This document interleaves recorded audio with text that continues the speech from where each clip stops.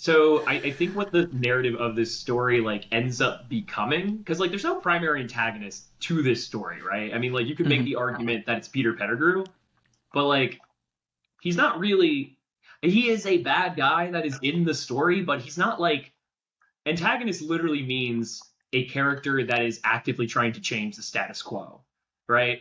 Um, and Peter's not really doing that, right?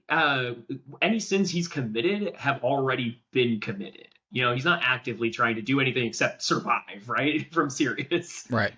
Right. So, you know, there's no. I think this story is unique in the Harry Potter series because there's no like villain that must be defeated. You know, and I Yeah. think ultimately, like the story that this paints is Harry learning more about his lineage, and this is really, I think, like the first step on his journey where he's starting to really like believe in himself as an individual and like as you know as a boy coming into manhood. I mean, it's certainly not the last time we'll see this from him, but I think it's the beginning of that, right?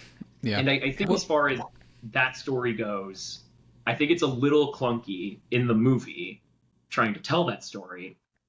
But the climax, I think, is with him, you know, and the end of the time travel loop here.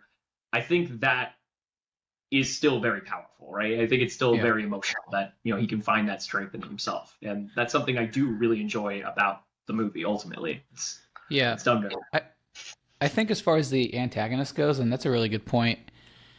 But like for the most of the film, you're led to believe that the antagonist is Sirius Black because well. he's Yeah, escaped, right? So for most of the film, Sirius Black is the antagonist, although he's not really trying to change the status quo because like he's just trying to allegedly kill Harry, right? Is like right? It's like it's not really what what not really changing. He's just what he is trying to get revenge. He's trying to kill someone. We're right. just misled on who it is. Yeah, exactly. But he's really the antagonist, right? But the cool part about this film is we almost have like three antagonists because you've got Sirius Black, and then the second that it's revealed in the Shrieking Shack that Peter Pettigrew is still alive, immediately the antagonist becomes Peter Pettigrew. Like instantaneously, Peter Pettigrew is now the antagonist.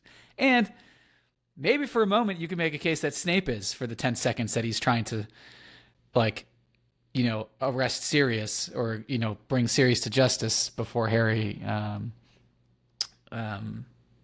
jinxes him or whatever. Uh, and then when Lupin turns into a werewolf, you can make a case that he becomes the antagonist in that moment because Peter Pettigrew then escapes and he's gone for the rest of the film.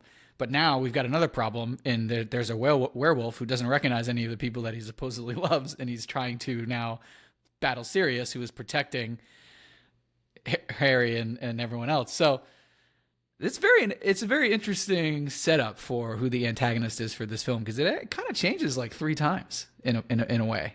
I actually Um, really agree with what you're saying, like Sirius being the primary antagonist. yeah, He is. He's just and our protagonist believes that he is the antagonist, right? right, But there's a lot of misdirection about that. right, And ultimately, like I think that is why this story is so interesting. The scene in the Shrieking Shack, I think, is not only one of the best scenes in this particular movie.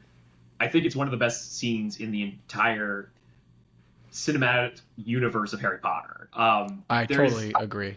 Yeah, There's amazing acting that's going on in this so good. scene. The writing of the scene is so dynamic and is Yeah, changing all the time. It's such an electric scene. You know, as you pointed out, you know, you start that scene with this dog has dragged Ron into the Shrieking Shack. We're trying to save Ron. It's revealed the dog is serious. Oh, huge plot twist all of a sudden, right? And right, then Lupin right, comes down. Second huge plot twist. Lupin not only knows that this is serious, they're friends, and it looks like they're working together at this moment. And the kids feel betrayed by this, right? So that's a plot twist. Snape comes down, and Harry blasts him, right? And now the scene has changed again, and Harry has the power in this scene, right? And it just keeps going. And then, you know, the right, plot twist of Scabbers is Peter Pettigrew. Like, there are three right. different plot twists in the scene the dynamic and the power of the scene changes like 5 times. Like, it's nuts. Yeah.